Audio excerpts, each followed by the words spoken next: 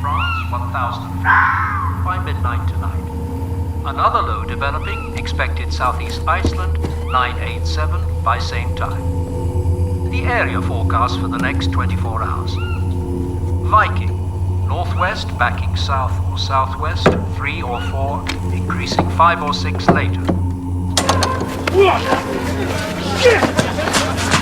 Clear up!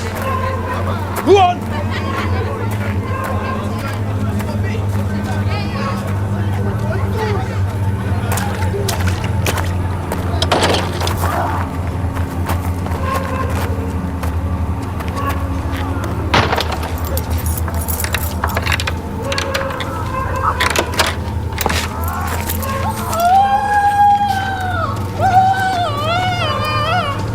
What's the matter? He didn't hit you that hard. 40s, Cromarty, 4th time. North or northwest, backing southwest, 3 or 4. Occasionally 5 in 40s. 1023. Mainly fair, moderate or good. Dogger, north or northeast, becoming cyclonic, 4 or 5. Occasionally 6 later. Rain and drizzle. Moderate or good. Fisher, German Bight, Humber, Thames, Dover. Cyclonic, becoming south or southeast, 4 or 5, occasionally 6. Rain and... Get his legs! Kill me! Get a doctor for him! Get a doctor!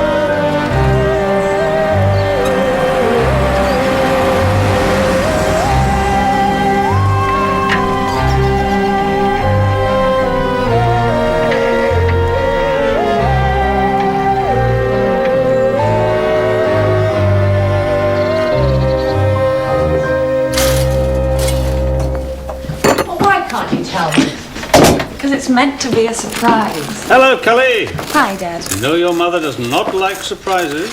Yes, well, she'll like this one. Does she? Why? It's a good one. No. You're not catching me out like that. I suppose I could ask you a couple of questions, could I? I thought I wasn't obliged to say anything unless I wished to do so.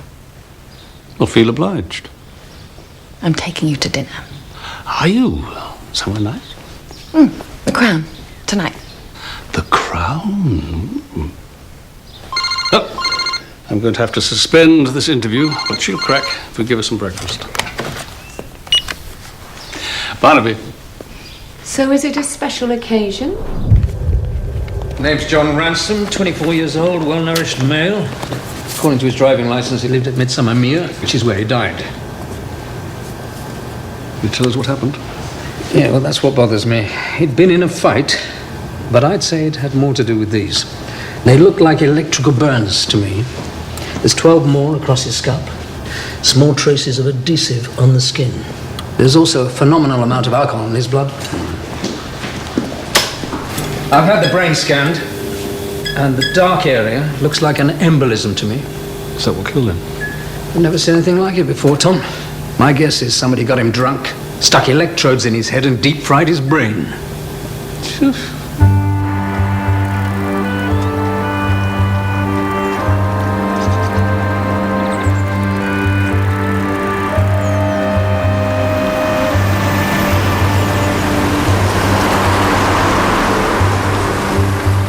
you're saying this bloke attacked you? I'm saying he went completely berserk. Excuse me. Hi, sir. Scott, where's your tie? Sir? We are investigating the death of a man. The least you can do is wear a tie. Oh, sorry. Well, I'm not sure it goes with the shirt, sir. The landlord's in there. He reckons he threw the bloke out and then he just turned on him.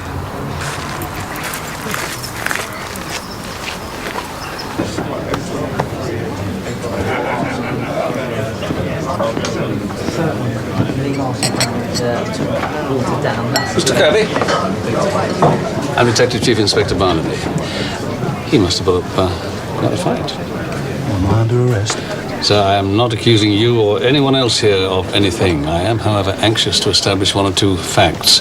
My sergeant says that you spoke to the dead man. Is that right? Of course I spoke to him. I threw him out. I went to close the door. He started wailing like a banshee. Is that when he attacked you? I'm telling you, he went completely off his nut. It took 6 of us just to hold him down. But you know, before he died, he got this funny little look in his eyes. Yeah, like a drunk man. Just seen half a dozen ghosts.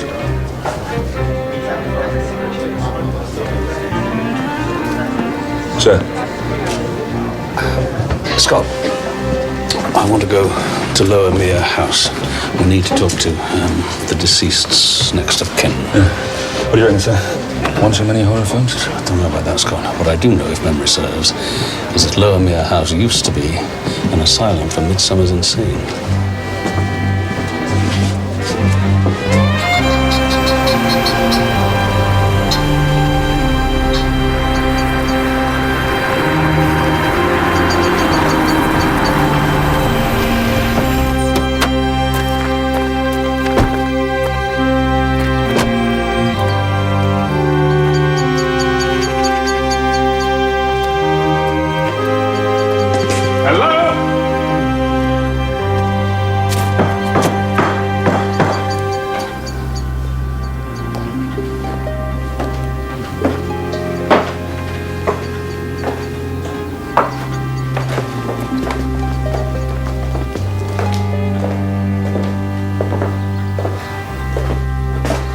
Find someone, Scott. Anyone. All right.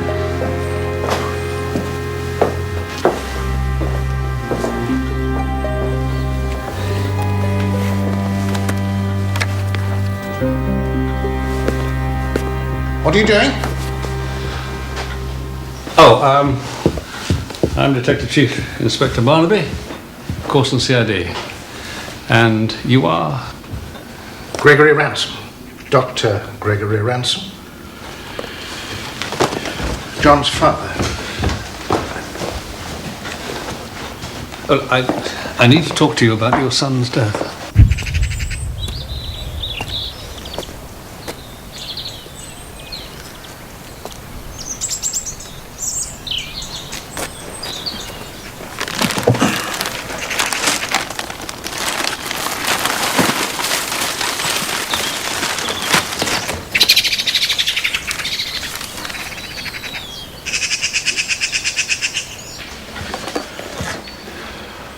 Do they know the cause of death? The pathologist is doing tests. When did you last see your son? About 2 o'clock yesterday afternoon. He took my car. To go where? Well, if he was running true to form, to some pub, where he'd have stayed until he got into a fight or was too drunk to start one. Dr. Ransom, pardon me for asking this question, but how do you feel? About what? About the loss of your son? John had no love for me, or for anyone else for that matter. His only concerns were for himself, for his appetites. Let's just say my feelings for John were conditioned. Conditioned? By the fact that I knew him for what he was. Excuse me. Sir, in the Lotus, there's a betting slip and about $6,000 in cash. From Lowell Tanner. Who is Lowell Tanner? An unlucky bookie. If you want to know where John was yesterday, I suggest you start there and work your way to where he died. Now, if you'll excuse me. Yeah, no, please, Dr. Ransom. Yeah, Scott, could you see if you can find this unfortunate Mr. Tanner? Dr. Ransom and I need a little chat.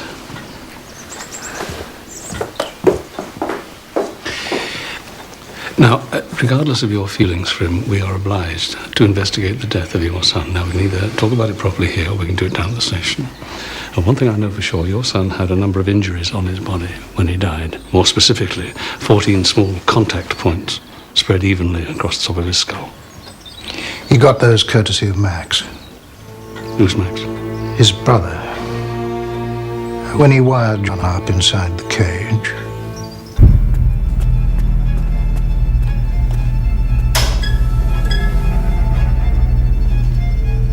It's a Faraday cage. It blocks out stray electromagnetic radiation.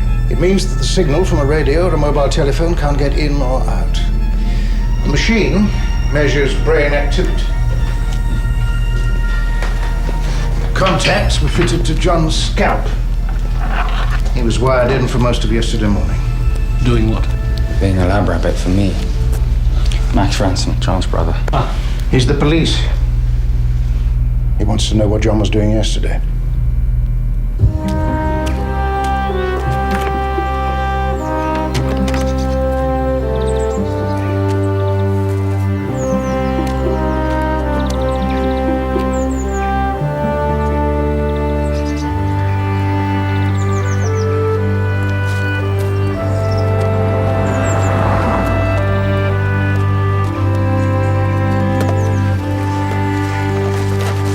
No luck.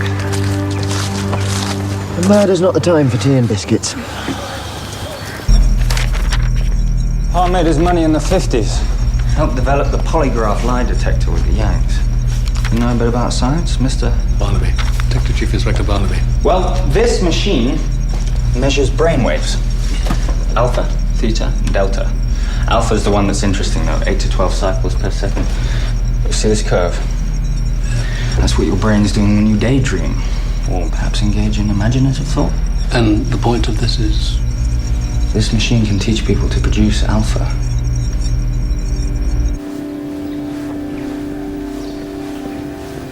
'15th century, mostly.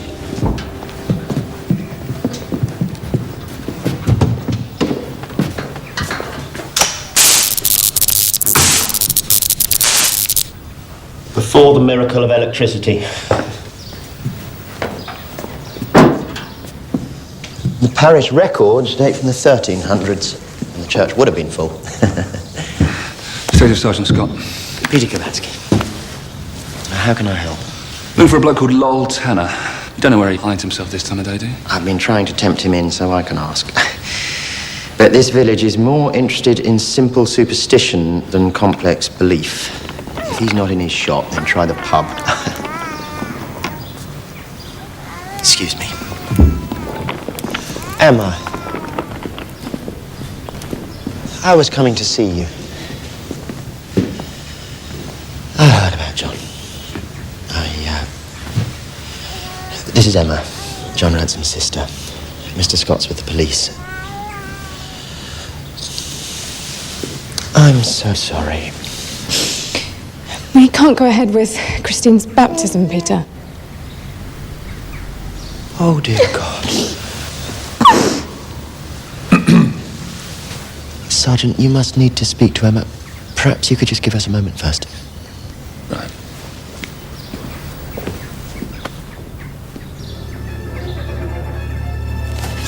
John's natural ability to guess at hidden cards was way above the average.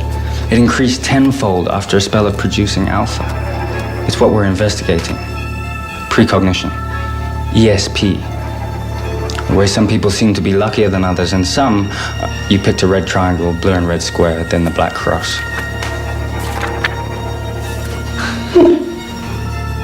Have what we call second sight. The ability to predict events which should be unpredictable.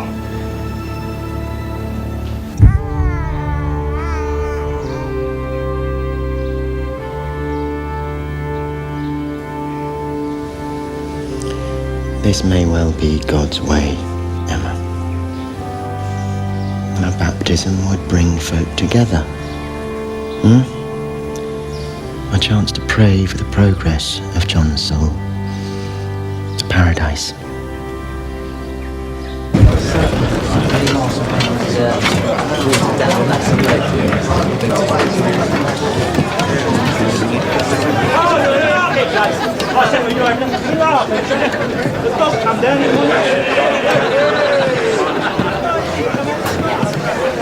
Low tenor. No, I've already told them that won't work. They want to put another fruit machine in here with that lot. It's like giving a nest of crocodiles an oven-ready turkey. Hey. Landlord's waiting for you.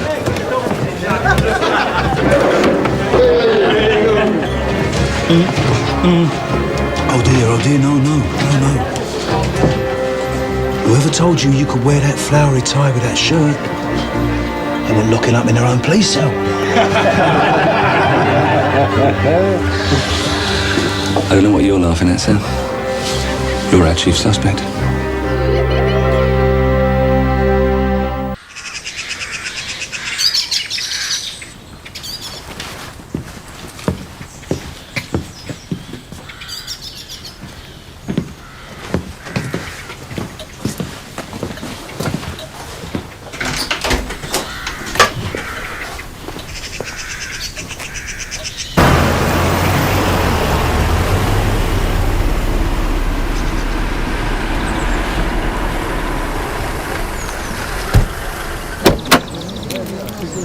Sir.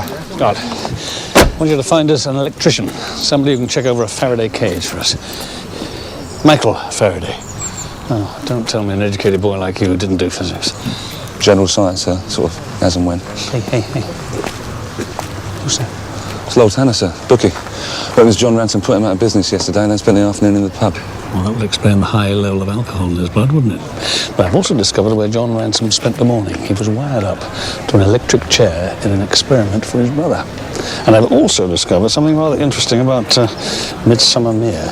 Everyone knows what's going to happen next. Spoke to Jimmy Kirby, sir. Something about 2 families? Yeah, the Kirbys and the Ransoms. Yeah, Kirbys are supposed to be able to see into the future. Second sight. We call it second sight.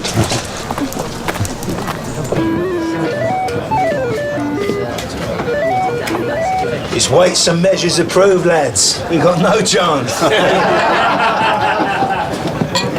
Well, whatever they call it, sir. Jimmy Kirby knew I was wearing this tie before I came in. I should think everyone between here and Corson would know you're wearing that tie. Not telling me you believe all this mumbo jumbo. No, sir, I'm just saying that my nan was superstitious. Well, luckily for this investigation, Scott, my nan wasn't. Mr. Kirby.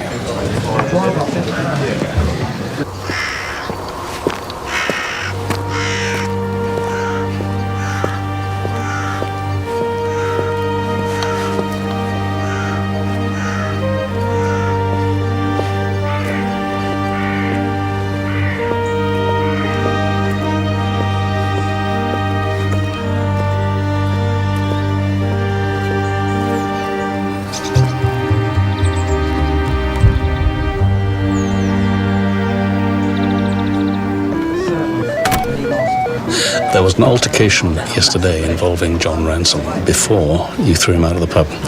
You forgot to mention that, didn't you? Well, Big Ben give John Ransom a slap, yeah. Who's Big Ben? My little cousin.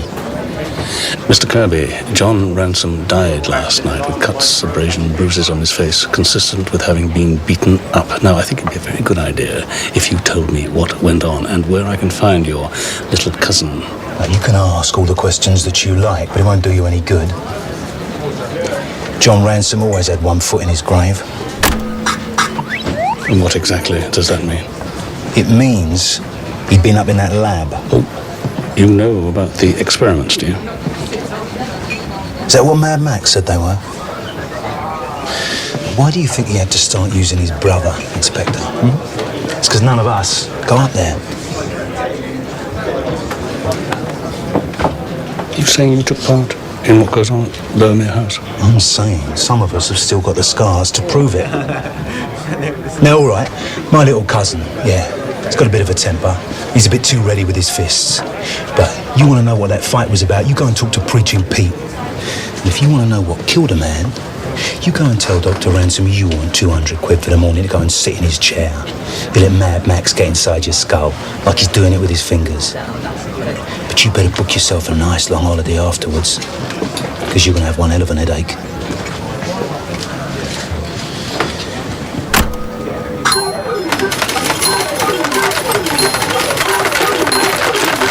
Now, you go and see Preaching Pete. He's, polishing his candlesticks.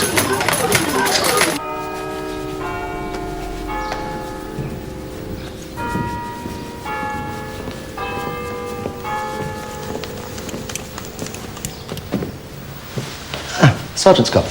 This is Pete Gabatsky, sir, vicar of the parish. How do you do, sir? Detective Chief Inspector Barnaby. We were told to come to talk to you about John Ransom. He did come and see me yesterday. See you about what? It was about the baptism. Emma and Ben Kirby's daughter. I said I couldn't discuss anything with him unless he'd spoken to Ben and Emma. We understand he went to the pub, he met Ben Kirby, and they got into some kind of a fight. And I have to tell you, sir, that we are treating his death as murder. The child's John Ransom's niece. Emma Kirby, the mother, was Emma Ransom before she married Ben. Dr. Ransom's daughter. Two families, Sergeant. Two great houses. Both alike in their deep-seated objection to my baptising their child. John wanted the baptism stopped. Ben and Emma accepted Christ as their saviour. And neither family's happy, or likely to do the same. When people turn their face from the light, Inspector, there's really nothing left. Utter darkness. So how come you fetched up in Midsomer then? I was sent here by the bishop. At Emma Kirby's request. She heard me preaching in Birmingham. But she grew up in Midsomer and wanted to bring something back. She feels she owes her life to an act of God. So I've been given 12 months to bring real religion to this village instead of the false religion of scientific reason. Or just plain paganism. Whatever Ben did, you shouldn't judge him. He's simply trying to hold a baptism in a village with a resident palmist. See? Well, if you do happen across Ben Kirby... I should have seen him this morning. The whole church needs rewiring. I tried it myself. Yow! I mean, apart from being a third of my current congregation, if you'll excuse a terrible pun, Ben Kirby's a first-class electrician. Thank you, sir. Scott, I want you to go back to Lurmere House. Get the name of the Ransom solicitor. See if John Ransom made a will. And if he did, who benefits? And I'll see if I can find Ben Kirby.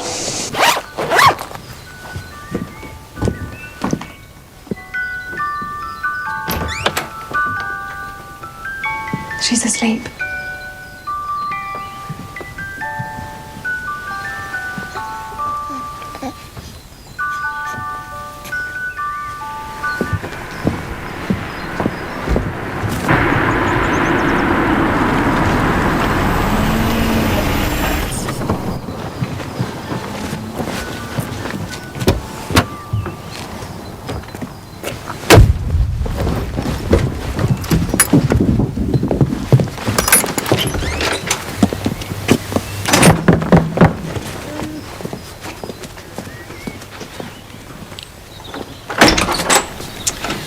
This is Emma Kirby. I'm Detective Chief Inspector Barnaby from Causton CID. Can I have a word, please? You'd better come in. Thank you.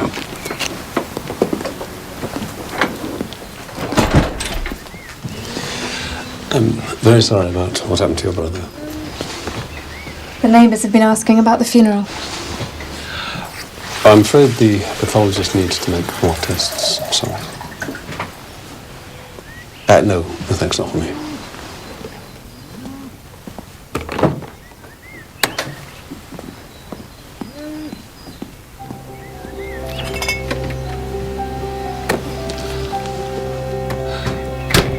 Good teacher, Mrs. Kirby. Midsomer Primary. We've just broken up for half-term. What about your husband? What about him? Well, I know you've got other things on your mind, but your brother John, your husband Ben, they argued in the pub last night, and I was just going to ask your husband what that argument was about.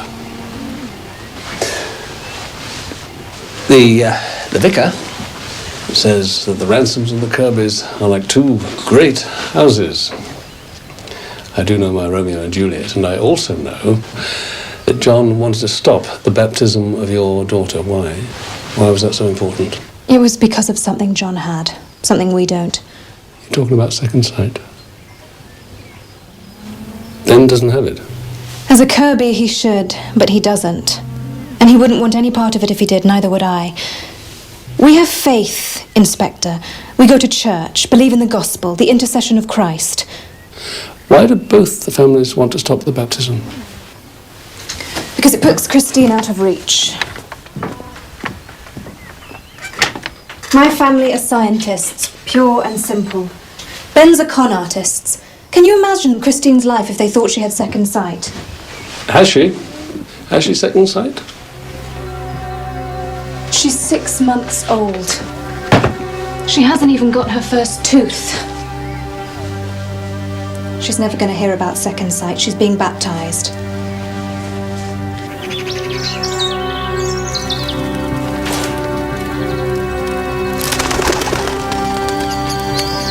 Hello?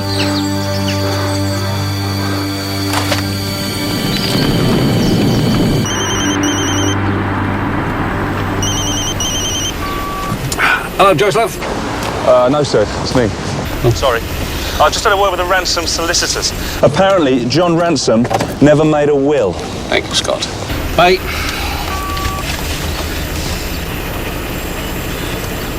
Joyce, me. I'm on my way. I'll go straight to the Crown, but I might be a bit late. I'll see you there. Bye.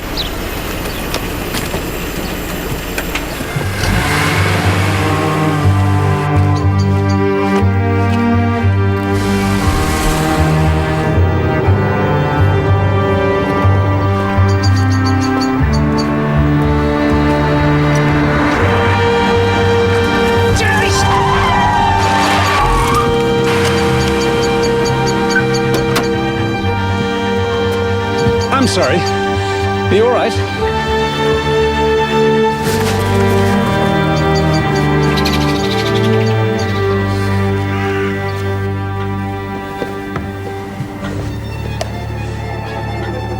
Max?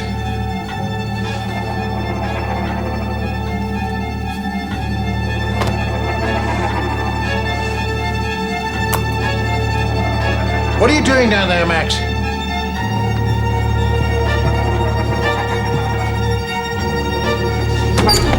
Max?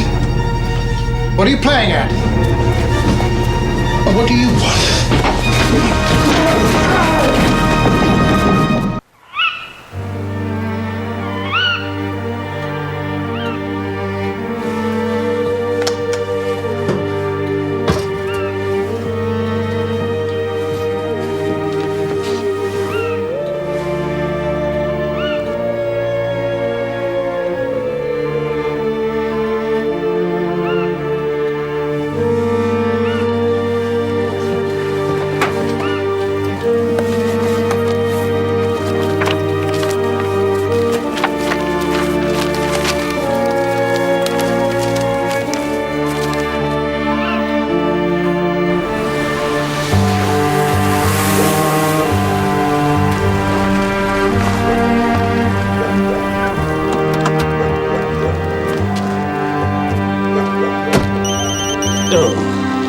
Pardon me. Scott, I am late. When?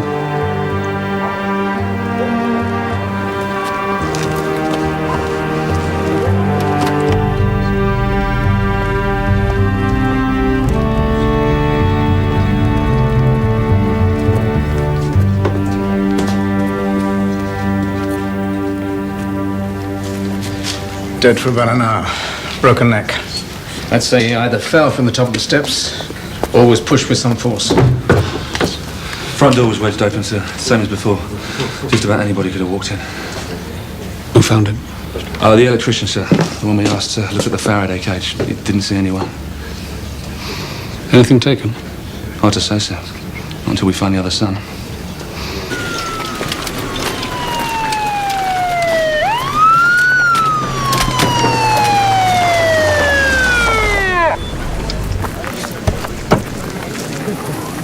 I ran Ben Kirby through the computer, sir.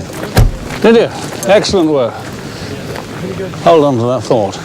Lend it to talk to. So.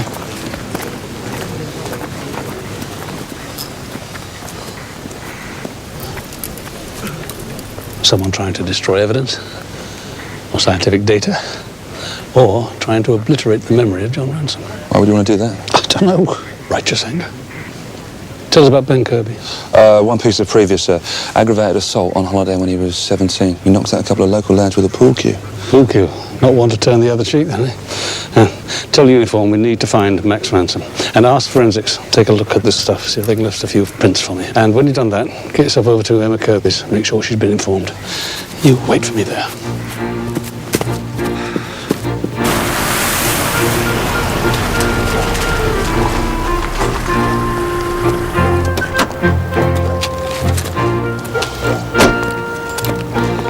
Joyce, where's Cully? Oh, you better let her tell you herself. Tell me what? Oh, she wants to do a job where she ends up getting changed in a van. I should have listened to you. You said Mum didn't like surprises.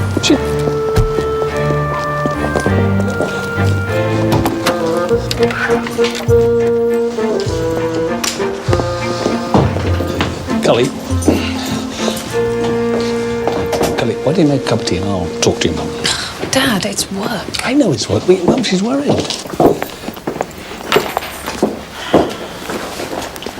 Mum, it's theatre and education. It'll be interesting. I'll be staying with a friend from drama school. Tea? Anybody? Corsten was never meant to be a way of life. It was just meant to tide me over. I do think we ought to hear Cully out. It's 10 shows to begin with.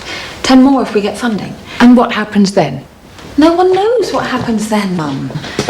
That's what's called the future.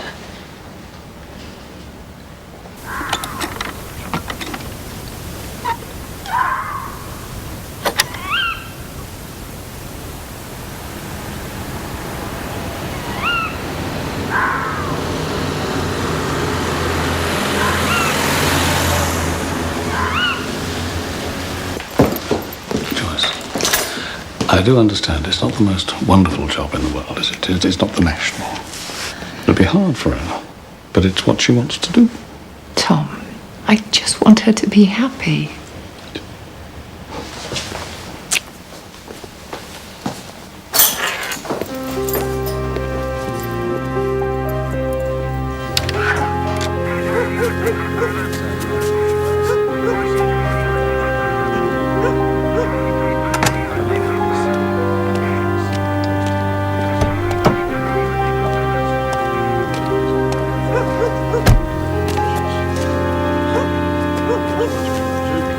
No sign of Max Ransom, sir. I've informed Emma about her dad.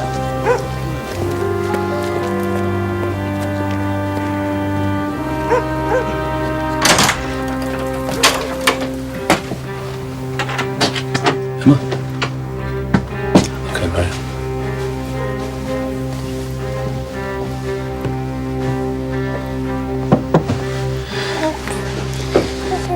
Could you put the kettle on?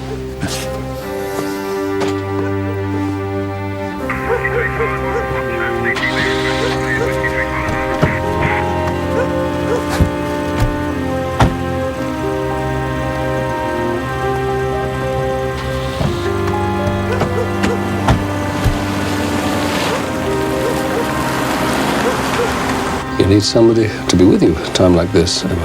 Where's Ben? Where's your husband? Out.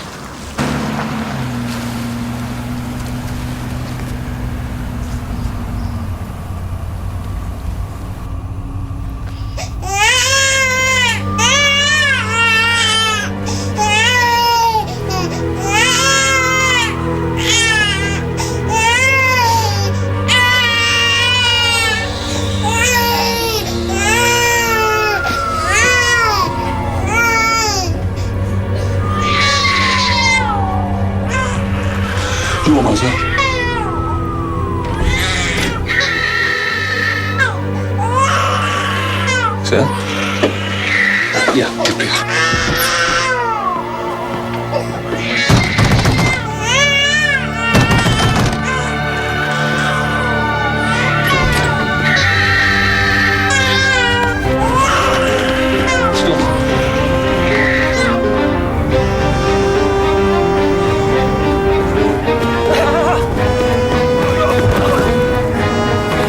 You're not avoiding me, are you?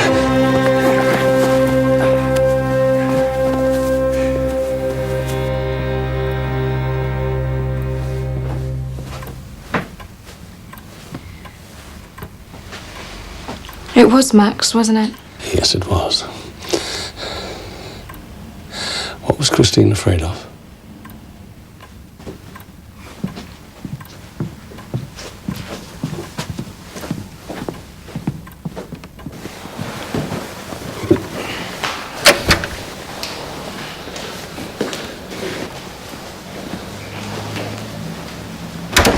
Mr. Ransom, I need you to account for your movements this evening, please. Starting with what time you left your house. About an hour ago. Where'd you go? For a walk. And that walk took you to your sister's? And when I opened the door instead of Emma, you ran. Did you go there to see Emma, or was it Ben you wanted? I found your research, well, the remains of your research up at the house. Was it you who burned it? You told me that John had a talent for precognition. Well, you cleaned out the local bookies, presumably meaning that your experiment was a great success. Who burned your research? Me. Why? Because it was mine. Did you notice the way the kid behaved? Were there floods of tears when I knocked on the door? Oh, come on. You're coppers. Good observational skills. Did you notice whether Christine had started crying before I knocked on the door? I'm suspending this interview. It was before, wasn't it? Get him a cell. I've got to know. Why won't you answer the question? Because I don't particularly like the question, Mr. Ransom. Your father and your brother are dead, possibly in both cases because of some experiment you were conducting in what you are pleased to call a second sight. Now, I'm trying very hard to catch their killer. And I'm asking you why you went to see your sister. And all you're doing is trying to involve some child in this voodoo.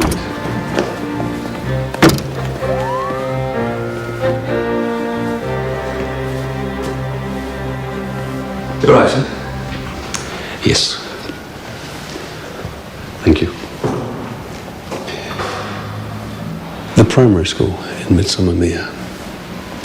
I'd like to set up an incident room. Oh, there's something else you can do for me. Have to be tomorrow. Get hold of the Ransom's solicitor. Find out who inherits the ransom money now. Tom? What are you doing?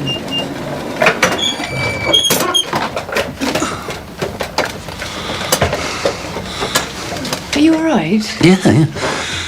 Well, I say that. I almost ran over a chap on the way to see you two at the pub. I only just managed to stop before I hit him. Whew. You sure you're all right? Oh, yeah. It's just, I thought I'd seen him somewhere before.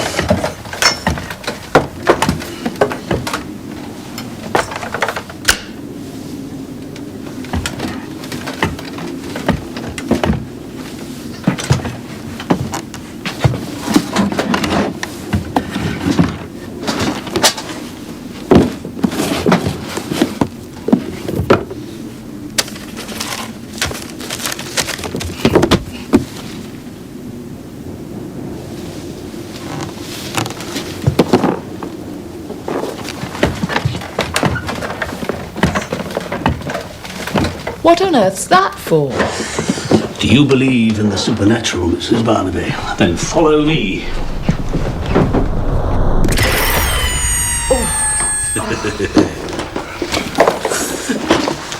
Hey, do you remember this stuff? I remember you frightening Cully. It didn't frighten Cully. Yeah. Pick a card. Any card. Don't let me see it. 9 of diamonds. But you know the cards are marked. Yes, of course I know the cards are marked, Joyce, but Cullen didn't know, did she? To her, I was the great musician. And Joyce, I do think we ought to let Cullen do what she's got to do.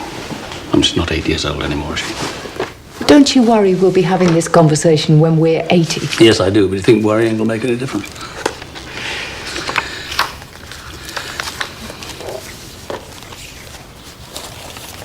You know, Joyce, I don't think Cully sees this as a back-of-the-van sofa and Finchley job. I think she sees it as a great opportunity to restart her career. Like finding the 9 of diamonds. People see things they want to see.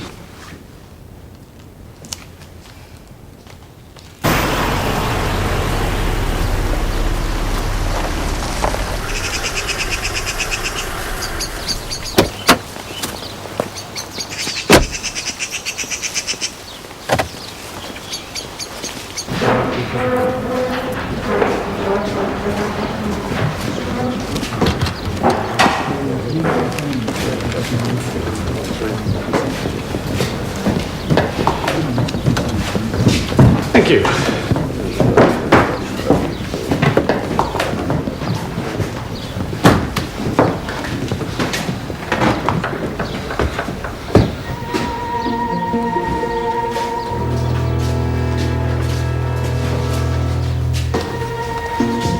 Sir. Scott, I think I've figured out what this precognition, this second sight's all about. There's a lot of over-fertile imaginations engaged in wishful thinking. Right, well, the Soccos have finished in the lab and the electrician's back in there having another look at the Faraday cage. Oh, and this is the carrier bag from the Lotus, the one with Lowell Tanner's receipt in it. I just found it in Dr. Ransom's office. Minus 6,000 quid. How's Max? Well, he's mad, sir. He wants to see a solicitor and he's just thrown his breakfast over the custody sergeant. That's an odd manifestation of grief for a man who's just lost his father and his brother. Yeah. Well, we'll have a chat when he arrives. Scott, I need you to go back to the lab, find out all you can from the electrician. And I think I'll go and have another look around Midsomer Mere.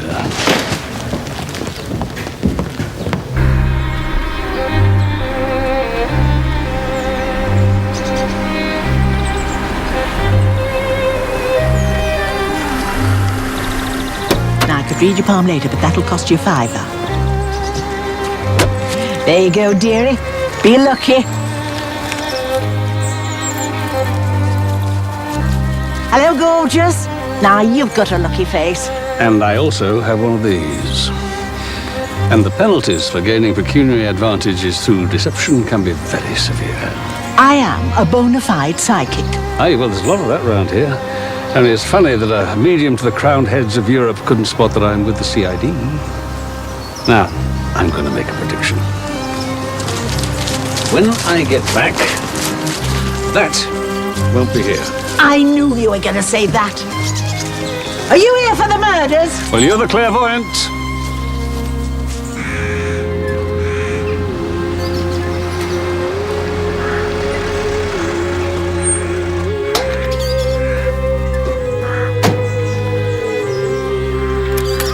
Ben.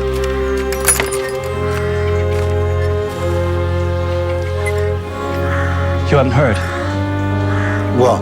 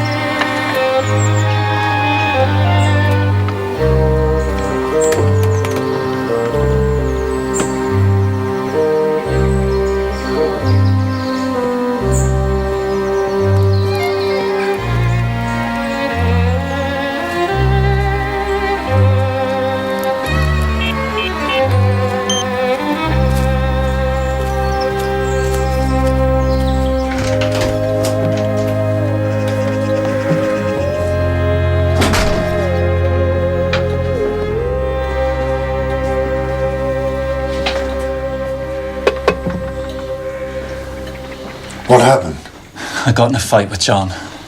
How's Emma? Well, the police are all over the house. I need somewhere to lie low, just for a couple days, until they find out I didn't kill him.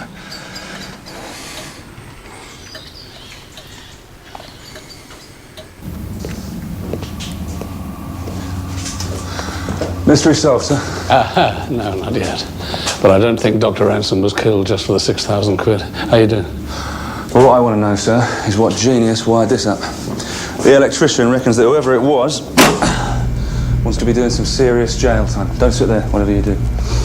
The juice goes down through the wires into the back of the chair. Someone rewired the chair? Yeah, according to the electrician, they blew every fuse in the place. Only now, the transformer goes up as high as whatever's coming in off the mains.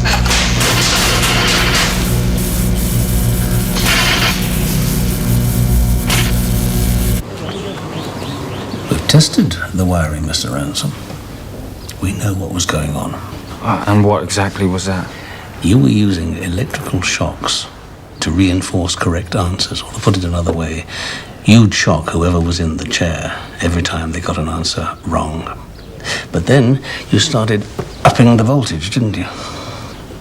Your brother John was given a severe electrical shock just before he died. Severe enough to leave burns on his body. You started with 50 volts, and then you worked your way up, didn't you? But you were so determined to get him to give you the right answers that you ended up giving him enough electricity to kill him. I assume your dad wasn't best pleased when he found out what you'd done. That's why you killed him? Because he found out what you'd done? Inspector, if you would only put your trust in science, I might use second sight to help you find your killer. I'll tell you what. Why don't we run a little test, eh? I mean, I was so inspired by your demonstration the other day. Thought I'd come equipped to do a little experiment. Now, find me the 9 of diamonds. How about the 9 of any suit? Pick up any diamond. How about a red card? Evens.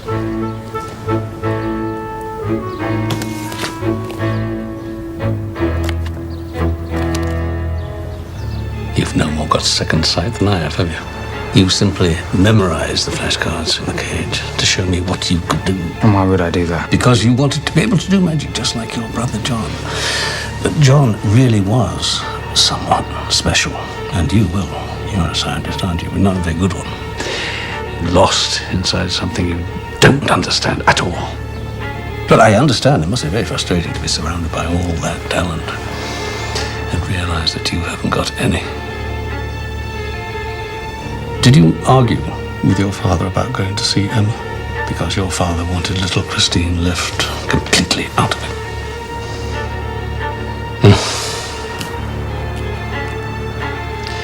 Take your time, Mr. Ransom.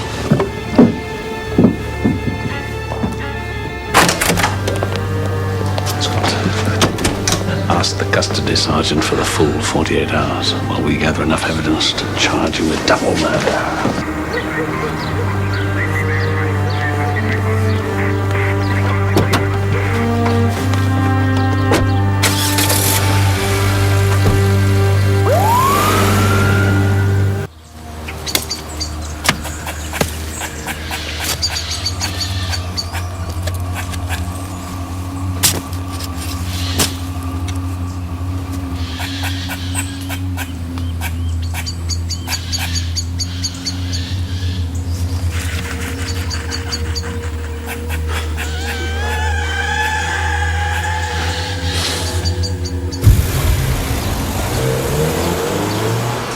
How much do you know about Salieri, Scott? Salieri? Antonio Salieri. I don't really bother about the Italian side, sir. Antonio Salieri was suspected of murdering Wolfgang Amadeus Mozart on December the 5th, 1791, out of a great jealousy for the great genius he himself did not possess. But the operative word here, Scott, is murder. Emma. Is Max still here? I'm afraid he's on his way to Corston. We're holding him for further questioning. I need to talk to you about Max. About why he came to see me. Well, I assume he came to see you about Christine? There's someone else. There's someone else I want to protect. Jersey, 4 miles, west by northwest 7. Later in Thames, west by northwest 7, 986, falling. And that concludes the gale.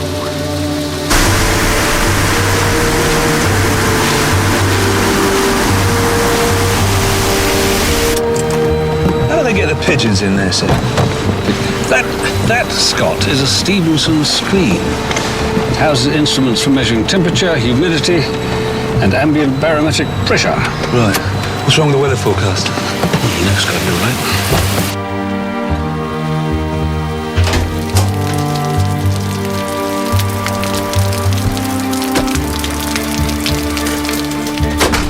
What? Cops!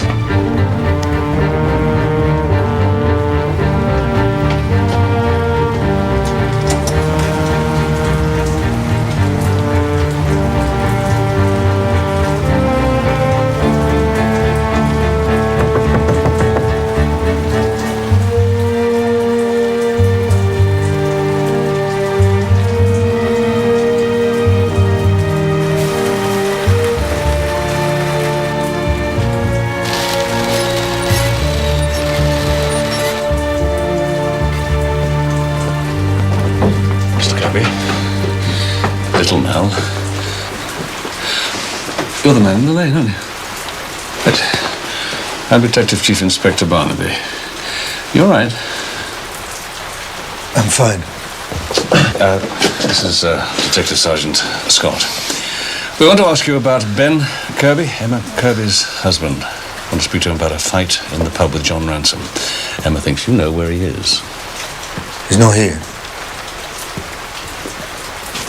Don't bloody touch that. Don't touch nothing. Mr. Kirby. Oh, don't you listen. Touch that again, or I'll kill you. It's a scientific instrument. Mustn't be disturbed. Mel, there's just a couple of things we need to know about. Ben Kirby. Now, I'll tell you what you want to know, and then you'll go, right? Ben was worried about hitting John Ransom. He was here last night, and he's gone now. And what about Max Ransom, Mel? Did he want you to take part in those experiments? Did he want you to sit in the cage? Talking about second sight, Mel. Emma says that you have it, and that Max had asked her to come here to talk to you about it.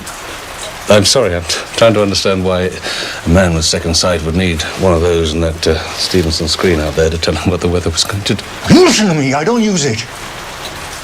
Second sight, nothing. Nothing to smile about and joke. It's not a blessing neither. And if I don't choose to use it, that's up to me. Scott, I want you to go down to the cash point at the garage, take out £100 on expenses. Then I want you to spend the rest of the afternoon in that pub, losing every penny you've got. I might win, sir. You might win. We'll buy us both a pint to celebrate. I want to find out once and for all whether this second sight stuff is for real or a hoax.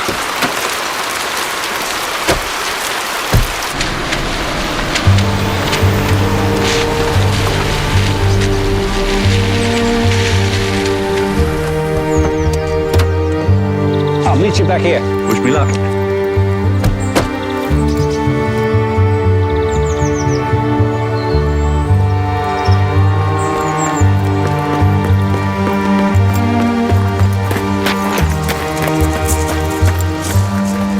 How long's a limited period, then? That depends on what God has in mind.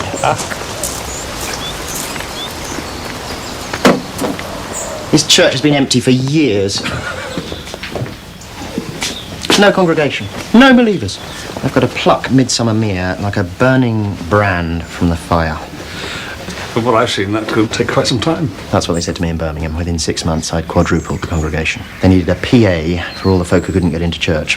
That's why they call me Preaching Pete. I've said I'll do the same here within a year. So, a baptism, that'll be quite a victory. Oh, well, it's a symbol of a hope-filled future. Has Mel Kirby caused you any trouble? Little Mel. Little Mal won't even set a foot inside church. He's ducked every wedding, every funeral, every christening for the last 20 years.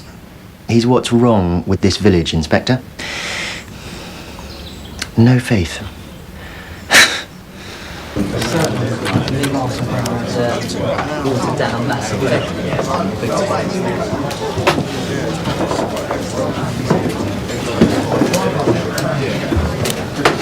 This won't take long. Mind if I watch?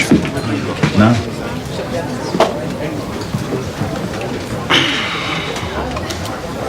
Should we look at the cards, or do you want to do this without?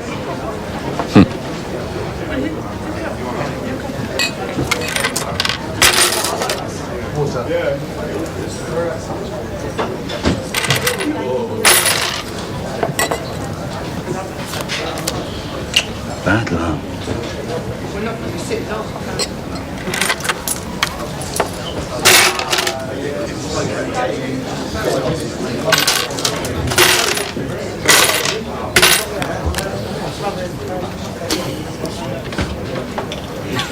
Don't learn, do you?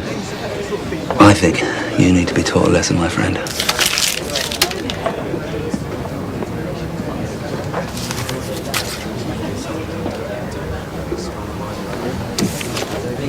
Trip kicks.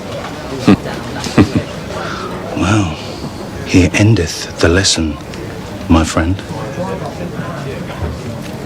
It's a royal flush.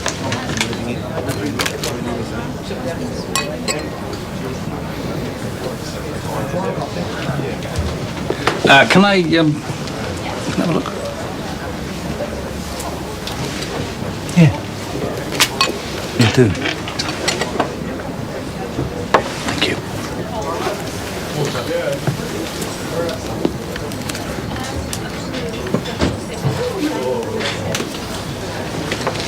Right, Jimmy. You tell me what I got. 3 of diamonds, 9 of clubs.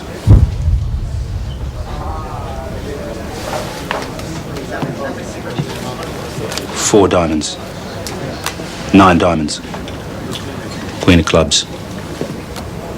Ace of spades. Now, see, what are the odds against that? Go on, do it again. Do it again. Hmm? 2 of hearts. How's it done? Buy me a drink, I'll tell you. Well, you tell me at second sight, won't you? No. But I will tell you, there's a bloody great mirror behind that bar.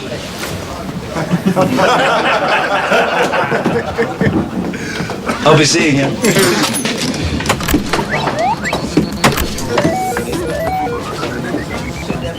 Well, no luck.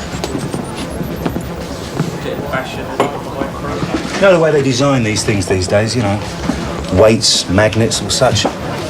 Unbeatable. But I find, give it a little nudge, a bit of a hole. Weights and measures.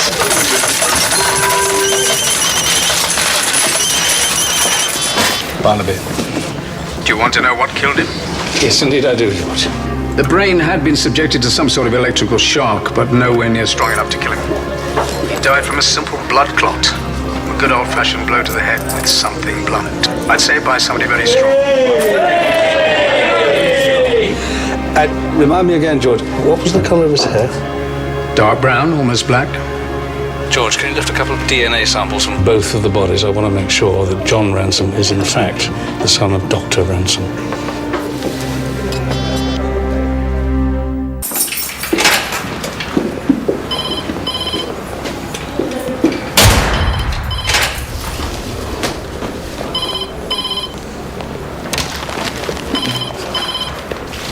Let's start with wrongful arrest. Someone's laid waste to half your family, Mr. Ransom. Let's start with police protection. George, gonna give you a prediction, George. John Ransom's DNA profile is different from his father's, eh? How do you know? Because, George, that's what's been bothering me all this while. I mean, apart from the father and son not looking alike, precognition or second sight, if it exists, is inherited, isn't it? Inherited, in this case, through the Kirby bloodline, not the Ransoms. What threw me was that Max Ransom appeared to have it, but he doesn't.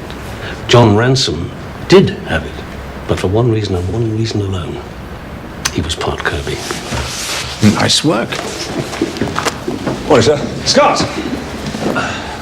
Get after the solicitor. Find out if any of the Kirbys benefit from the death of male ransoms. The Kirbys? And if any of that hinges on Ben and Emma baptizing their child.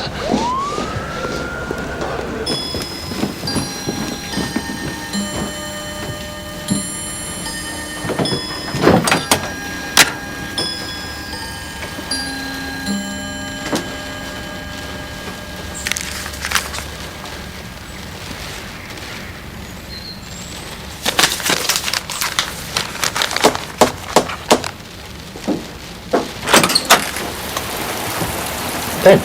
Vicar, look, until there's been the funerals, I'm sorry, we've really got to call the baptism off. Oh, ye of little faith.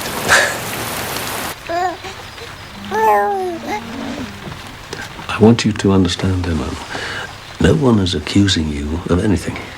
Why do you want to know about my father's will? Because John died of a head injury. He was struck with a blunt instrument. And that means he didn't die as a result of acting as a guinea pig in Max's experiments. And that means that the killer is probably still out there and that Max himself is probably at risk. That's why I need to be absolutely sure of what happens in the event, say, of Max meeting an untimely death. What does that have to do with me? Emma, I have some evidence that suggests that Dr. Ransom was not John's biological father. Did John know his father was a Kirby? Max knew. He'd taken samples from Jimmy and the others. He knew John had Kirby DNA. John wanted to know who was going to be godfather. I told him we wanted little Mal. And why would little Mal's presence as a godparent, why would that upset John? I'll show you.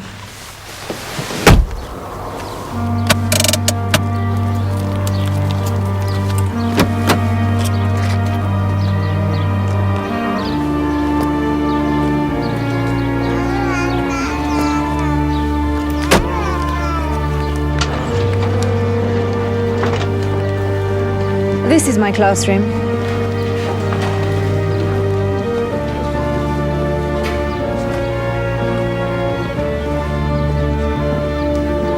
This is where Ben used to sit. Oh, my desk. I was 7. We'd just come in off the playground.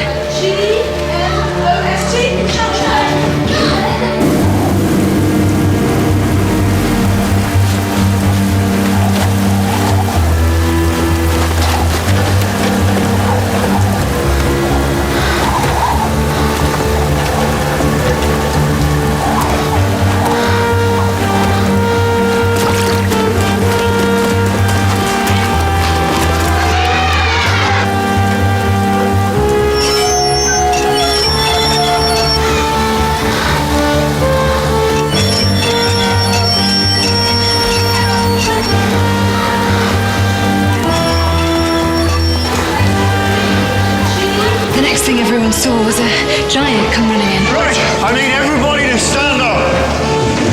We're gonna play a game. Like ship to shore. The one who gets furthest away from me wins the prize. Right, off you go.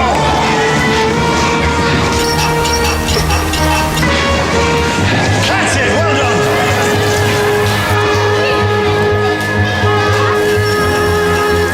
No, mustn't forget the captain.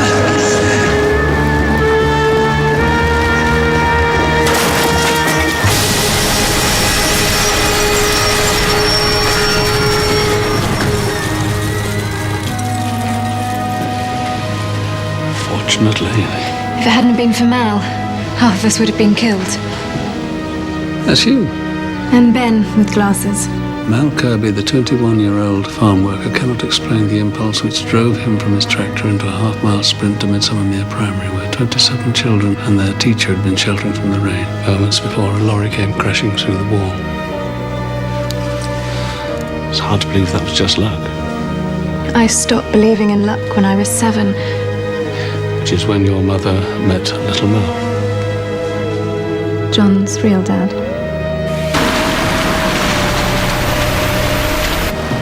Thanks.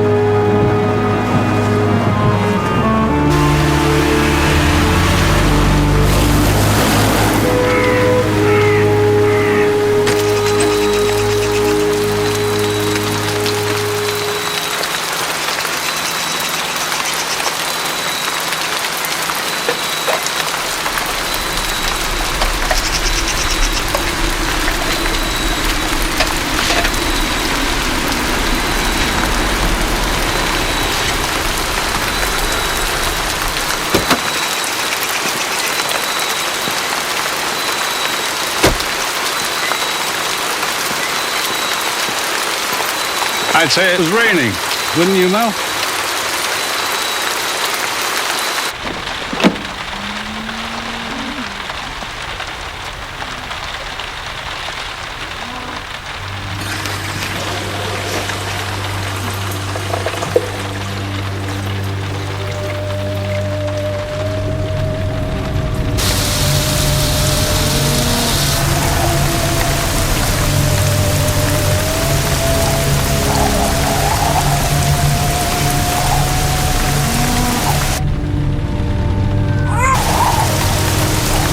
Hello?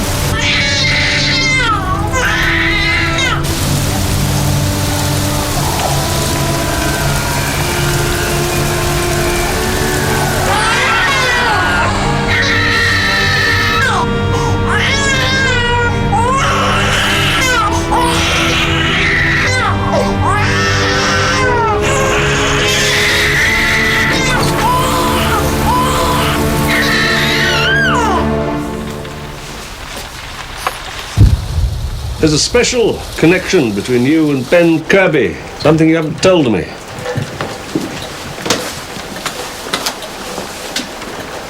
Something to do with the fact that you haven't always been a recluse, have you, Mel?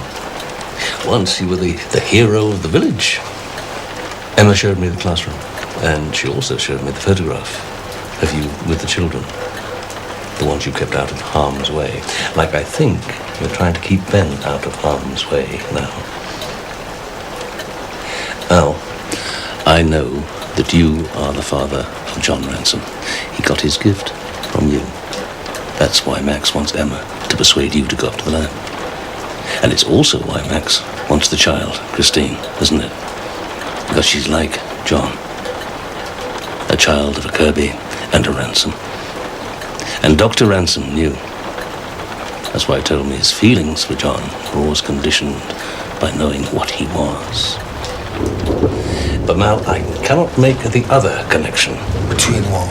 Between a man responsible for an act of integrity and bravery and a compulsive, obsessive, recluse, always making notes about the air pressure. Why aren't you in the pub with Jimmy, eh? Second sight's nothing to be celebrated. If I choose not to use it, that's up to me.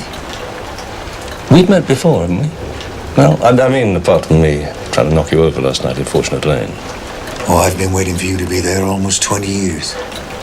So you are using second sight? Was using it. Hell of a lot. More even than Jimmy. Card games, horses, and then one day, under a clear blue sky, I sat down on the village green to see how far I could see into my own future.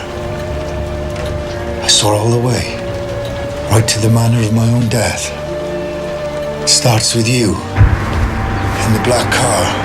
You almost run me down in the lane, and then you get out and you ask me if I'm all right. I'm sorry. Are you all right? And then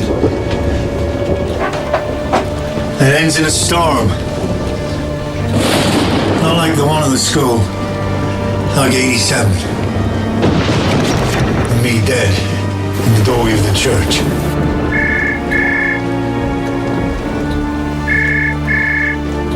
That's not for me.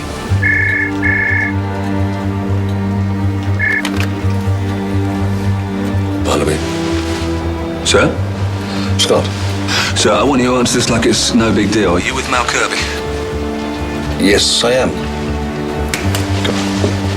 All right, two things.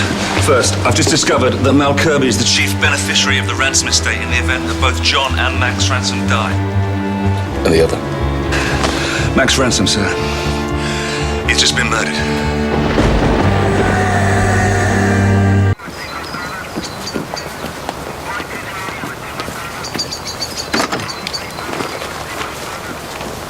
Dead for less than an hour, hit by something like a tree branch.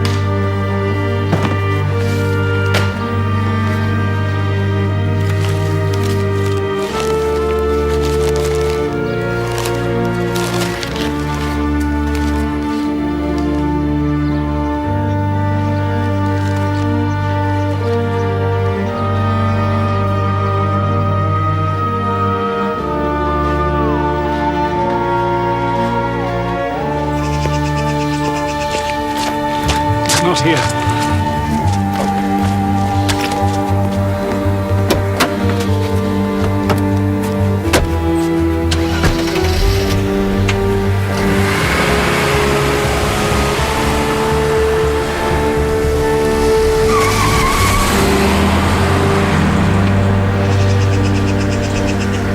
You asked me, sir, the whole thing's a con job. I thought you said your nan was superstitious. Yeah, well, my other nan wasn't. You know what I'd like to do, sir? What? Get that shyster Jimmy Kirby to take the mirror down behind his bar. Well, you might just get the chance, Scott. Sir? I've seen Lucky Lol Tanner.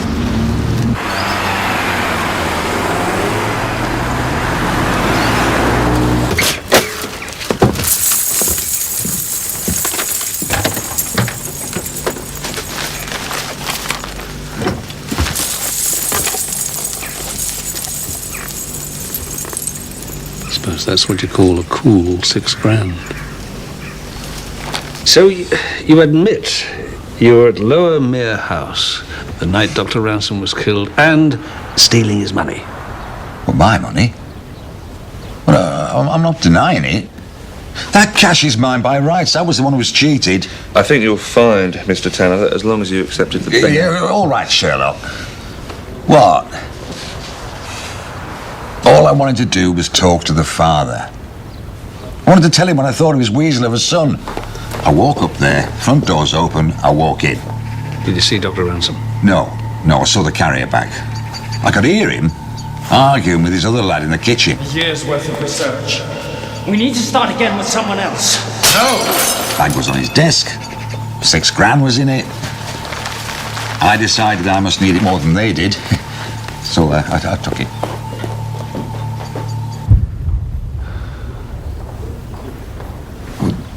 They were both still alive when I walked out. And what are you doing living in a caravan with Romany Rose? That's not illegal, is it? We've been shacked up since she arrived, to tell the truth.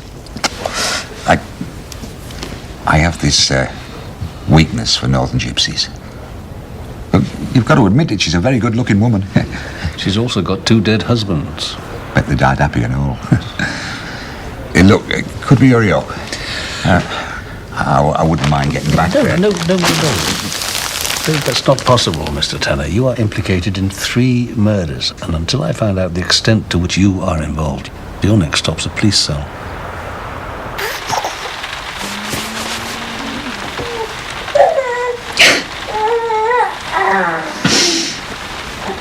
Please, God.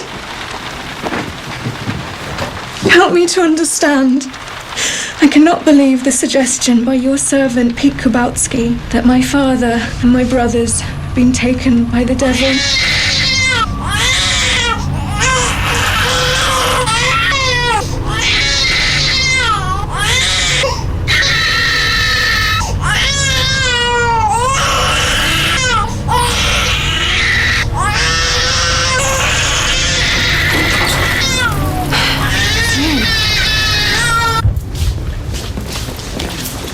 You've nicked him then. I'm psychic, remember?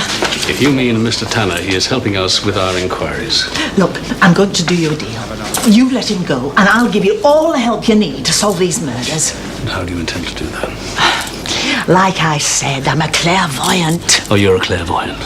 And I am a policeman, and I'm afraid I have had it up to here with all this hocus-pocus. Now, my sergeant took the trouble to look you up on the police computer. Romany Rose, flower of the Carpathians, alias Gloria Pitt from Audenshaw, Manchester, with convictions for deception, fraud, and theft, wanted for interview by every police force from here to Blackpool North Pier. Now, I'll do you a deal. I'll give you 1 hour's head start before I start phoning them. And in the meantime, I'd be very grateful if you'd let me solve these murders. Yeah, well, I might be all the things you say I am, lover, but at least I know how policemen think. And I'd say rational deduction is not cracking this, is it? How many more people have got to die before you get anywhere near, eh? Try something else. DCI Barnaby? What? I'm Ben Kirby. It was me who thumped John Ransom in the Luck in the World. I'm delighted you can join us. Emma and Christine are missing.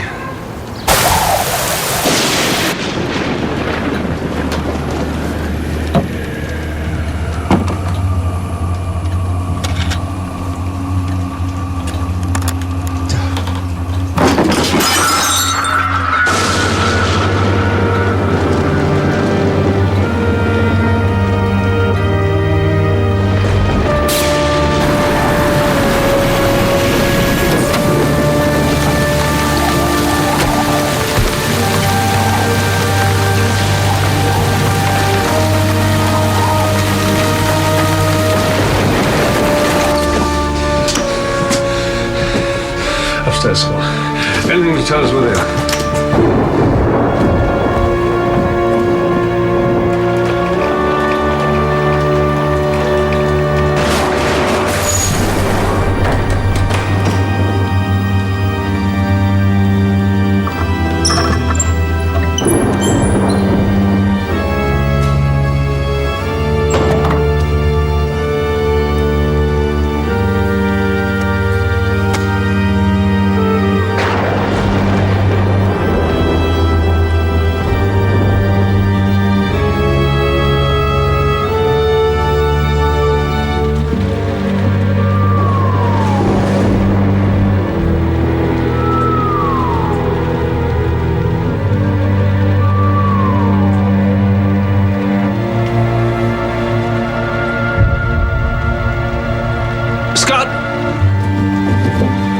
Sir, get yourself back to the pub.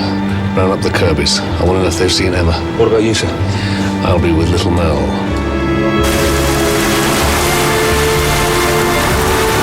For East Anglia, Kent, the south coast and the whole of southern England, after a clear start, a terrible night to come. Rain and high winds already in excess of 60 miles per hour. Now that's enough to bring down branches, even trees. Mel, I know where we've met before. I think I once did you a favor. Now, I want you to do the same for me. Please. 3 of the Ransoms are dead. Emma and Christine have disappeared. Now, if you know anything at all about the Kirbys, I need you to tell me now.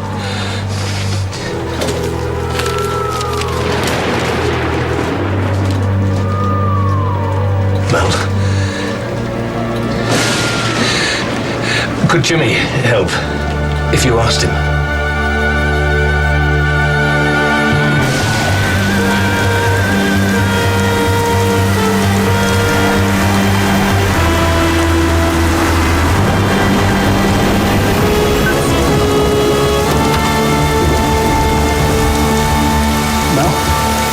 Now? I need to think about this.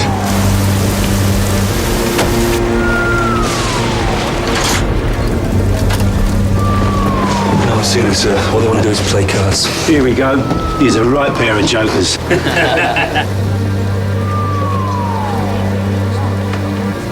Leave him, Jimmy. Leave him.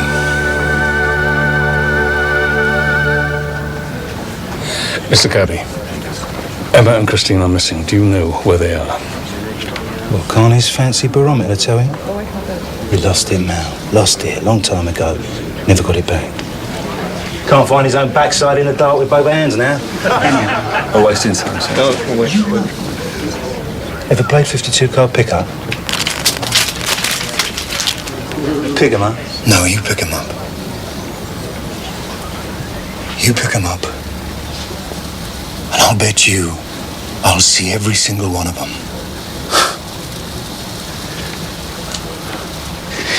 Anyone got a quid?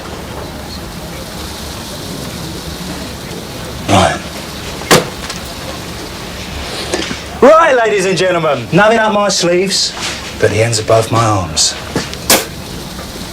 Come on.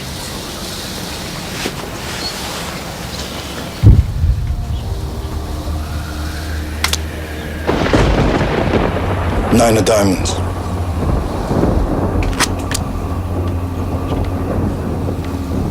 Three of spades.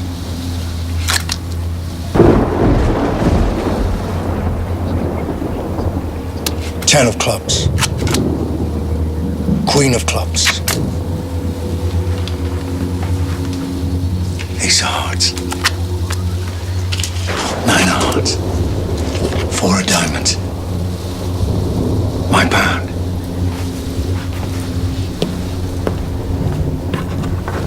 Excuse me.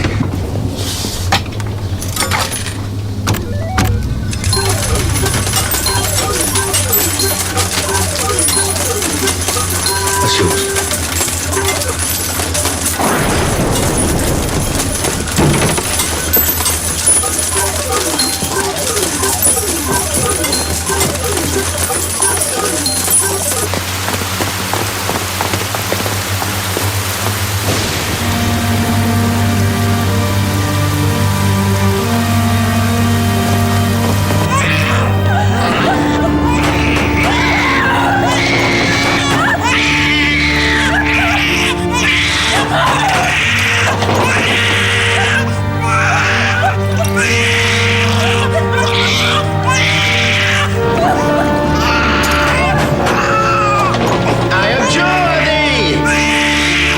Creature of salt. I must cast out from you the devils of this heathen village. So that you're ready to be baptized.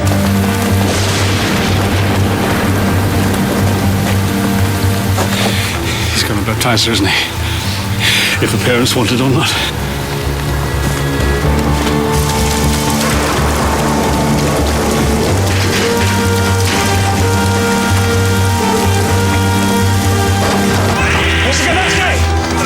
It's the police, Mr. Gabasky! Open the door! Now, seeing that they are accursed. Must be another one, Scott. Round the back. Mr. Gabasky! Open the door! Go astray.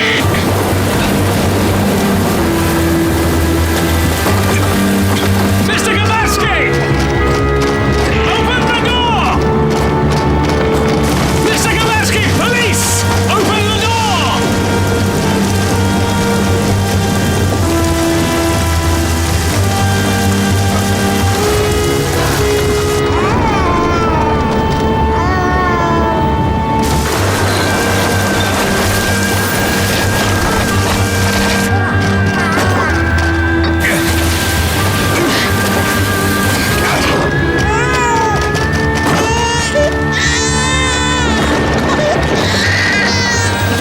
It is a fearful thing to fall into the hands of the living God.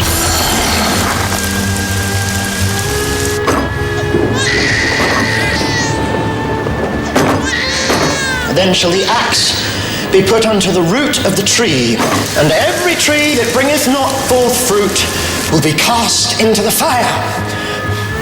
For he will pour down rain upon the sinners, snares, fire and brimstone, tempest. And men shall say peace, and all things safe. And then shall sound destruction. Leave the kid. Leave the child, Kabatsky. Leave her. Through stubbornness, heaped upon long sufferance. I will save her. It's not too late. I've had people crowding into the doorway just to hear me speak. Peter, I want you to stop. But then, this is just the start. Get me out of here!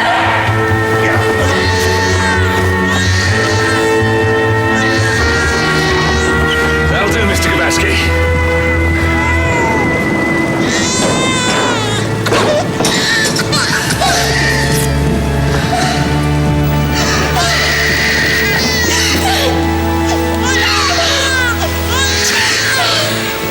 Peter Kabatsky, I'm arresting you for the murder of John Ransom and for the abduction of Emma and Christine Kirby. And I think you'll find that is just the start.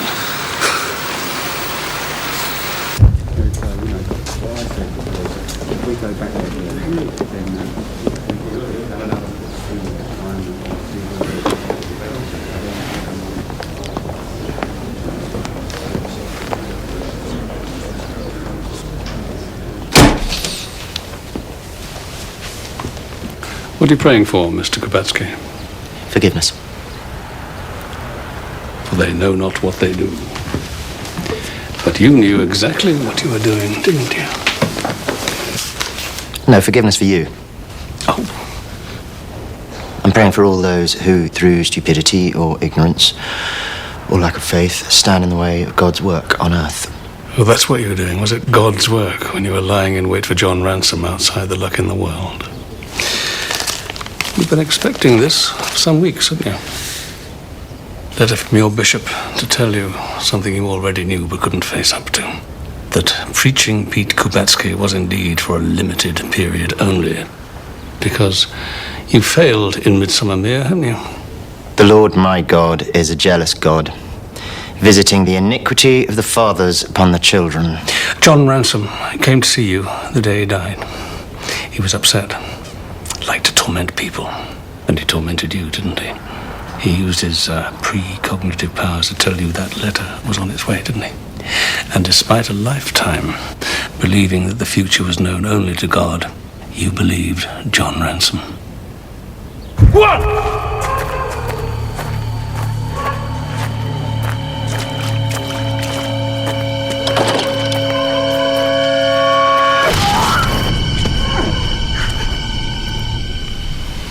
And when he died from his injuries, you tried to place the blame on Max and his experiment. You told me you tried your hand at rewiring your church, and I think you used the little knowledge you gained to rewire the chair.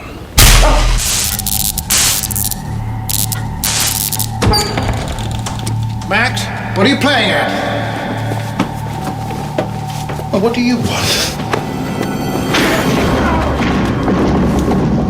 And then it was you and Max, faith against science, battling for little baby Christine. But you couldn't stop him going to see his sister, could you? And Emma and Christine were very special. They were the only congregation you'd got. Leave Emma out of this. Why? Because she's pure? Because she's innocent? No. Because Emma's mine. She's not yours, Mr. Kapansky. Nor is baby Christine. She no more belongs to you than to Max. Max, who you killed with the first weapon that came to hand. I'm not scared by you. I answer to a higher authority. Let us return unto him who is the merciful receiver of all true penitent sinners. And yet, though we have sinned, is still an advocate in the Father. As Mr. Kabatsky is already talking to an advocate, Scott, I think we can assume he doesn't need a solicitor.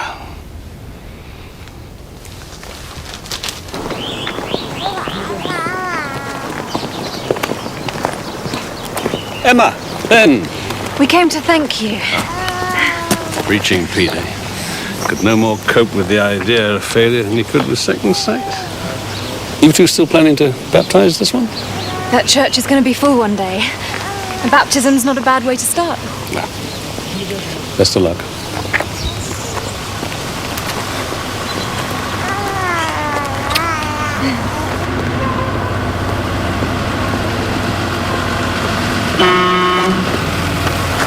Looks like you'll be needing this. Hey, lucky.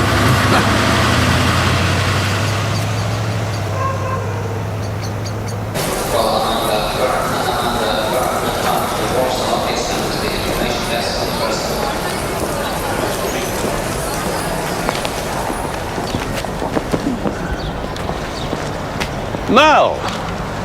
I knew you'd be here. Oh, yes, of course you would. I wanted you to have this. Oh, that's good. Thank you. Thank you. I figured out where we met before. Homeless man, battered to death in Mere Woods, storms of 87, yeah? I got pulled in for murder by some prat of a DCI. You said you did me a favor. We should never have brought you in, should we? We had no evidence against you. We were on a fishing trip. DCI said I should charge you. I told the DCI I'm a policeman, not a psychic. And instead of kicking me off the force, he let you go. Thank you. You caught the killer. Oh, Mal, of course. Bye, Mum. See you soon. Hey? Yeah. Hi, Dad.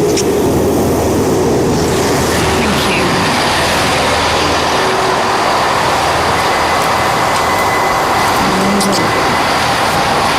Best of luck, love. Luck is not going to come into it.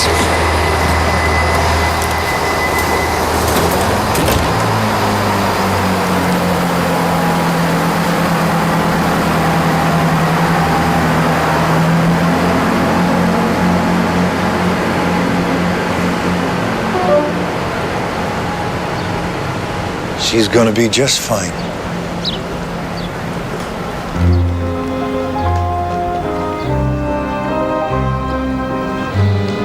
I wanted to ask you, Mel.